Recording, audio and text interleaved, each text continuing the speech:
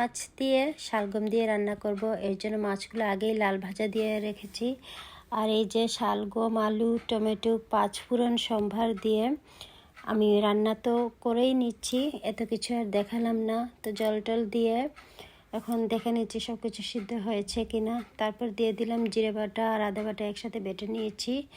জিরে আর আদা বাটাটা দেওয়ার পরে কিছুক্ষণ পরেই মাছটা দিয়ে দিব, ভেজে রাখা মাছটা। অনেকে আছে সবজির সাথে একসাথে মাছ দিয়ে দেয়, ওইরকম আমার ভালো লাগে না। আমরা নামানোর ঠিক কয়েক মিনিট আগেই মাছটা দিই, এতে করে মাছটা একটু ভালো থাকে, মচমচে থাকে। আর বেশি করে মাছটা জাল দিলে মাছটা নরম হয়ে যায়, সেটা ভালো লাগে না। তো এরকম মাছের ঝোল কার কার পছন্দ বলতে পারেন। আমার কিন্তু মাছের এরকম নিরামিষ ঝোল খুবই ভালো লাগে। নিরামিষ এই জন্যই বললাম পেঁয়াজ টিয়াজ না দিয়েই।